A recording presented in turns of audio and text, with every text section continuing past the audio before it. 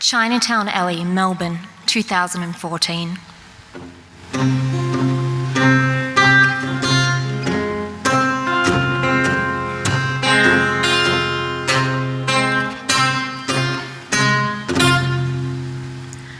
It all started with a flamingo.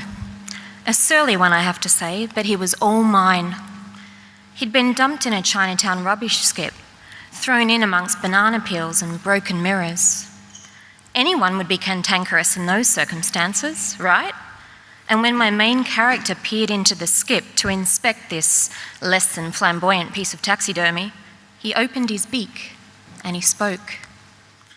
And she was just as surprised as I was when the voice that growled back was deep, gravelled, and not unlike Tom Waits. My fingers flew over the keyboard and I watched in amazement as he gave a deep, racking cough and then started to sing.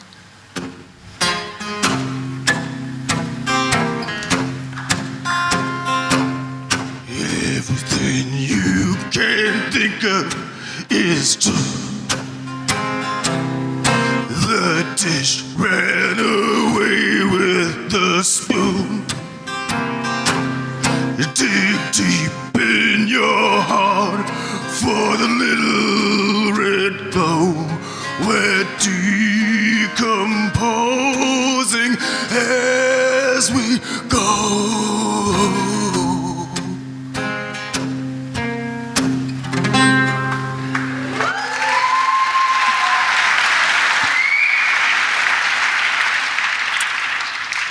I love it when my own words surprise me. I have no rules for the writing process.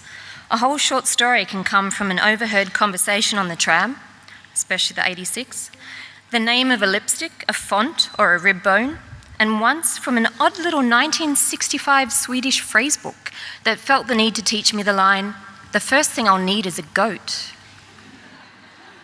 But I did not expect my character to be channeling the spirit of a singer whose voice one music critic described as sounding like it was soaked in Nevada bourbon, left hanging in the smokehouse for a few months, and then taken outside and run over with a car. What I also didn't expect was that the resultant story, almost flamboyant, would be picked up by an American literary magazine, and here in Melbourne, by the ABC. To my further delight, it would later win first place in the Sarah Awards for audio storytelling, with me flying over to New York for the ceremony. But back in 2014, it was still just words in my notebook, looking for a home. And so I found myself in the ABC South Bank studios, watching my flamingo walk in. Casting him hadn't been easy. Together with my lovely producer Lee, we'd workshopped the story and thrown about names of different actors who could play the role. I'd be performing the main character, but given that no amount of whiskey or rough nights could make me emulate Tom Waits, we called for reinforcements. Jacek Korman was a dream come true. I'd been mesmerised by his performances as lead singer of Volgograd, an Australian band performing old songs of Russian thieves and punk classics of the Perestroika era. An esteemed actor as well, his rendering of the Police classic Roxanne as a sultry, simmering tango in Moulin Rouge brought forth exclamations from everyone I mentioned it to. Both Lee and I agreed his charismatic growl would be perfect for my surly flamingo. And it was. He sat opposite me in the studio as we put on our headphones and laid out the scripts. Lee was on the line and in our ears from Sydney, and her warmth and reassurance helped me relax. Nothing could have prepared me for the moment Jacek leaned into the microphone and snarled the first line. Are you gonna fucking help me or just stare?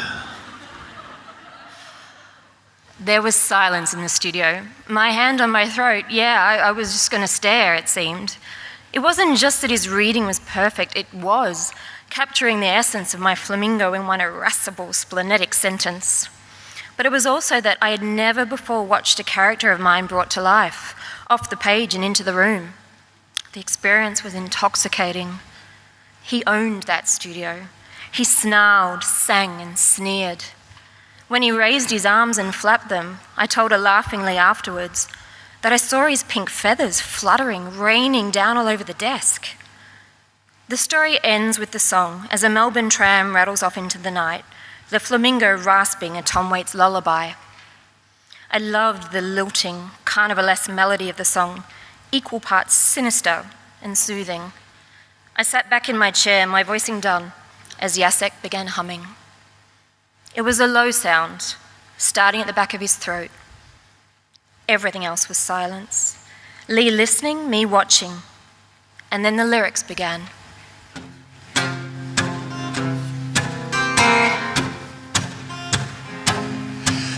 Everything you can think of is true.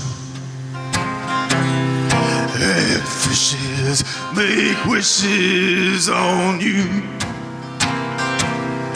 We're fighting our way up dreamland span with black flamingos, expensive wine.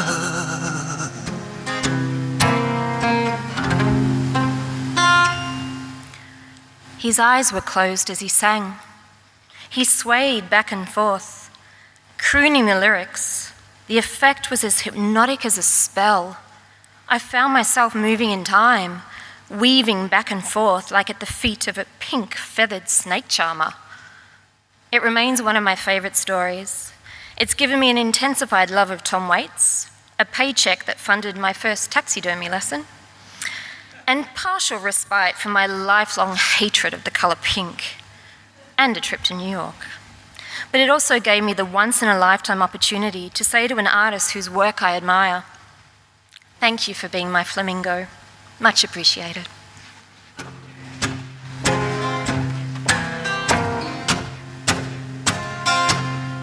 Everything you can think of is true.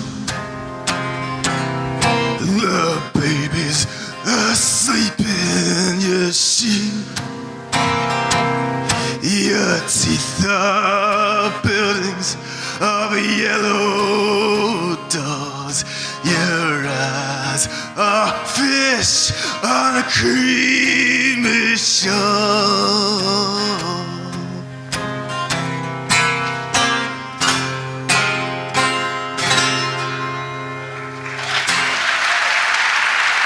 Thank you.